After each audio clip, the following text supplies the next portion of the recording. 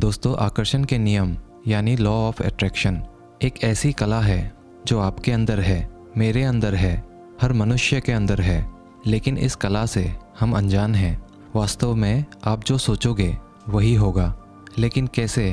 क्या आपने कभी सोचा है कि क्यों हमारे काम बनते बनते बिगड़ जाते हैं? क्यों हम अपने कामों में सफल नहीं हो पाते हैं? क्यों हम हमेशा ही दुखी रहते हैं? आइए इसे ठीक से समझते हैं, सिर्फ एक छोटी सी कहानी से।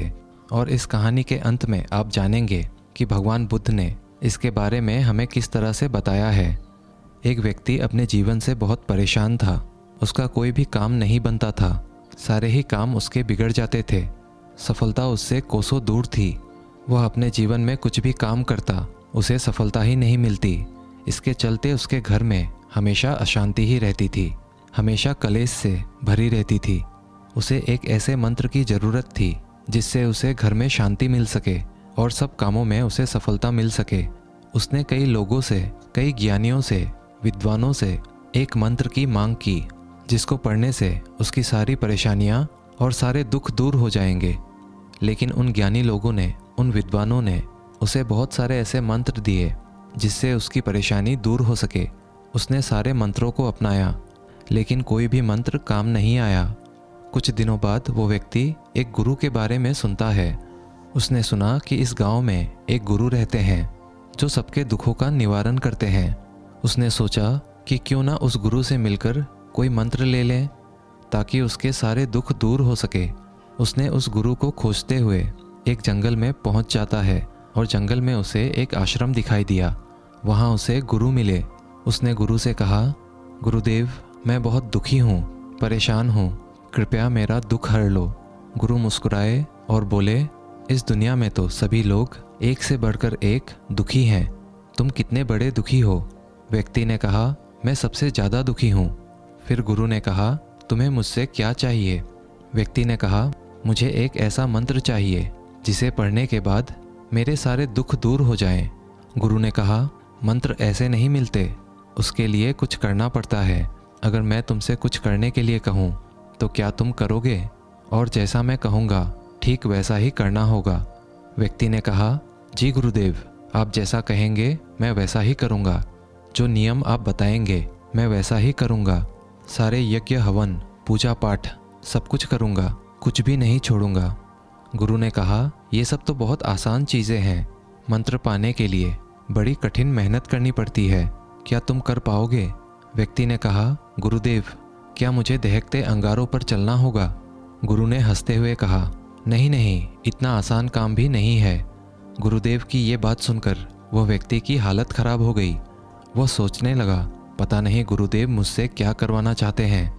हर चीज़ इन्हें बहुत आसान ही लग रही है, तो फिर कठिन काम क्या है? व्यक्ति ने कहा, कृपा करके आप ही मुझे बता दीजिए कि मुझे करना क्या है। मैं वो सब कुछ करूँगा जो आप बोलेंगे। गुरुदेव बोले, जैसे तुम यहाँ तक घर से आए हो वैसे ही तुम यहाँ से अपने घर को चले जाना और अपने मन में यह कहते हुए जाना कि मैं बहुत सुखी व्यक्ति हूँ, मैं बहुत सुखी हूँ। गुरुदेव की यह बात सुनते ही वो व्यक्ति बहुत खुश हो गया। बस गुरुदेव, क्या इतना सा ही बोलना है? इसे तो मैं यूं ही कर लूँगा। गुरु ने कहा, ठहरो ज़रा, पूरी बात तो सुन लो। जब तुम अपने मन में यह बात दोहरा रहे होगे तो तुम्हारे मन में हाथी की बात नहीं आनी चाहिए। अगर तुम्हारे मन में हाथी का ख्याल आ गया तो सब बेकार हो जाएगा। व्यक्ति ने कहा, यह काम तो मैं बहुत आसानी से कर लूँगा। और यह कहकर वो व्यक्ति अपने घर की ओर चल पड़ा। आश्रम से निकलते ही उस व्यक्ति ने अपने मन में कहना शुरू किया, मैं बहुत सुखी हूँ। लेकिन ऐसा कहते ही उसके मन में हाथी का ख्याल आ जाता है। जब भी वो कुछ कहता तो उसे अपने गुरु की वो हाथी वाली बात याद आती है। लेकिन वो ये भी कहता है कि मैं बहुत सुखी हूँ। लेकिन जब जब वो कहता उसके मन में हाथी का ख्याल और भी गहरा हो जाता है। फिर ऐसा कहते कहते वो रास्ते की ओर जा ही रहा था कि उसे रास्ते में हाथी दिखने लगे। उसे चारों तरफ बस हाथी ही दिखाई दे रहा था। उसने सोचा, आते वक्त तो ये हाथी कहीं दिखे नहीं, अब क्यों दिख रहे हैं? मैं अपने मन में सुखी हूँ, मैं सुखी हूँ। और ऐसा बोलता हुआ वो अपने घर पहुँच गया। घर पहुँचकर उसने अपने पत्नी से बोला, हथिनी, मैं बहुत भूखा हूँ, हाथी परोस दो। मुंह से हाथी का शब्द निकलते ही उसका मुंह खुला का खुला रह गया। उसकी सारी मेहनत पर पानी फिर गया। उसने सोचा आज से पहले कभी उसके मन में हाथी का ख्याल तो नहीं आया था, तो आज कैसे आ रहा है। और उसे हर जगह हाथी ही हाथी दिखाई दे रहा था। वह सब कुछ छोड़कर भागते हुए गुरु के आश्रम जा पहुंचा।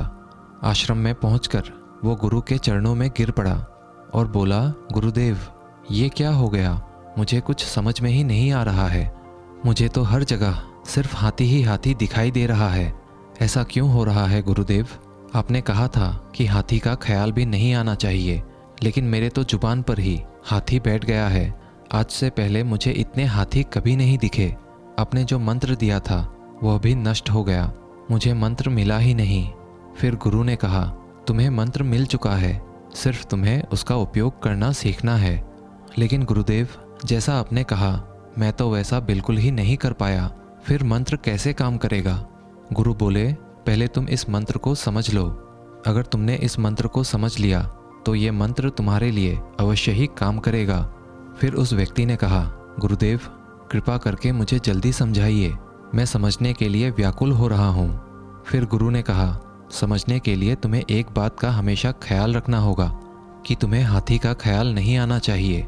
यह सुनकर व्यक्ति गुरु के चरणों में गिर गया और बोला, मुझे तो आपके पीछे भी हाथी ही दिखाई दे रहे हैं। देखिए, हाथी उस पेड़ से केला तोड़ रहा है।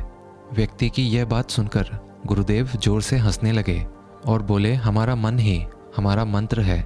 हमारे साथ वही होता है जो हमारे मन के अंदर उसकी गहराइयों में चल रहा होता है। जैसे कि जब तुम पहली बार आश्रम में आए थे तब तुम्हें हाथी दिखाई नहीं पड़े, और यहाँ आते वक्त एक दो हाथी अगर तुम्हें दिखाई भी पड़ा होगा तो वो तुम्हारे ध्यान में नहीं गया होगा, क्योंकि तुम्हारे मन के अंदर हाथी थे ही नहीं। लेकिन जब तुम यहाँ से वापस गए तो तुम्हारे मन के गहराइयों में जो होना चाहिए था वह तो तुम्हारे जुबान पर था कि मैं सुखी हूँ, लेकिन ये सब तुम्हारे मन के गहराइयों में नहीं था। तुम जिस चीज़ से बचना चाहते हो वही तुम्हारे मन के गहराइयों में पहुँच जाती है। तुम हाथी से बचना चाहते थे तो तुम्हारे मन के गहराइयों में हाथी ही बैठ गया, इसीलिए हर जगह तुम्हें हाथी ही हाथी दिखाई पड़ रहा था। जहाँ हाथी नहीं भी था वहाँ भी तुम्हें हाथी दिखा, जैसे तुम्हारी पत्नी में, तुम्हारे भोजन में, और तुमने मुझ में भी हाथी ही देखा। इसीलिए इस बात को ठीक से समझो। मन की गहराइयों में अगर ये मंत्र है कि मैं दुखी हूँ, मेरे पास कम है, तो तुम्हारे पास जितना भी आ जाए तुम्हें हमेशा कम ही लगेगा। अगर किसी व्यक्ति के मन के गहराइयों में ये बात है कि मैं सुखी हूँ, मेरे पास ईश्वर का दिया हुआ बहुत है, तो उसके पास जितना भी है उसे हमेशा अधिक ही लगेगा, फिर चाहे उसके पास चीज़ें कम क्यों ना हो। और अगर उसके जीवन में दुख भी हो गया तो वो उसमें सुख निर्मित कर ही लेगा। जो भीतर से दुखी रहता है उसके पास 36 प्रकार के व्यंजन रहते हुए भी वो दुखी ही रहेगा, और ठीक उसके विपरीत जो भीतर से और मन से सुखी रहता है उसके पास अगर 2 सूखी रोटी भी है तो उसे खाकर वो हमेशा सुखी ही रहेगा। इसीलिए मन में जैसी धारणा लगाओ उसी प्रकार तुम्हें मिलेगा, जिस प्रकार तुमने हाथी ढूंढ लिए। फिर गुरुदेव ने कहा, अब तुम्हें समझ में आया होगा तुम इस मंत्र को कैसे सिद्ध करोगे। व्यक्ति ने कहा, गुरुदेव मैं समझ गया हूँ। हम जो हमेशा सोचते हैं वही हमारे मन में भी बैठ जाती है। मैं लगातार शब्दों का उच्चारण मुंह से जरूर कर रहा था, पर मेरी सोच तो हाथियों पर ही चल रही थी, इसीलिए वह मुझे दिखाई दिया। इसी तरह मैं जीवन में सुख चाहता हूँ, लेकिन मेरे मन में तो दुख ही बैठा हुआ है और मेरे सब काम बिगड़ने लगते हैं, क्योंकि मैं हमेशा ही उल्टा सोचता रहता हूँ, और इसीलिए यह मंत्र भी उल्टा ही हो जाता है। वास्तव में हमारे मन में जो भी चलता है वह एक साधना की तरह ही होता है। अगर कोई सच्चे मन से साधना करता हो तो उसे फल अवश्य ही मिलेगा। अगर मन में हम गलत सोच विचार रखेंगे तो हमें उसका फल भी गलत ही मिलेगा। इसीलिए अच्छी सोच और अच्छे विचार रखेंगे तो फल भी अच्छा ही मिलेगा। और वह व्यक्ति गुरु को धन्यवाद करके वहाँ से चला गया। दोस्तों, बुद्ध ने इस बारे में कहा है कि हम अपने विचारों से अपनी दुनिया बनाते हैं, लेकिन हमारे पास दोनों तरह के विचार होते हैं, सकारात्मक और नकारात्मक। ज़्यादातर हम सकारात्मक विचारों को ना पकड़ के नकारात्मक विचारों के ओर ही आकर्षित होते हैं। इसीलिए जब भी हमारे मन में सकारात्मक विचार आते हैं तो उसे हमें जल्द ही पकड़ने की ज़रूरत है, और अच्छे विचारों को जितना जल्द हो सके काम में लगाने की ज़रूरत है, क्योंकि एक सकारात्मक विचार को नकारात्मक विचार में बदलने में देर नहीं लगती। दोस्तों, आपने इस कहानी से क्या सीखा, हमें कमेंट करके ज़रूर बताइएगा। वीडियो अच्छी लगी हो तो एक लाइक और चैनल को सब्सक्राइब कर ही दीजिएगा। मिलते हैं अगले वीडियो में, तब तक के लिए धन्यवाद।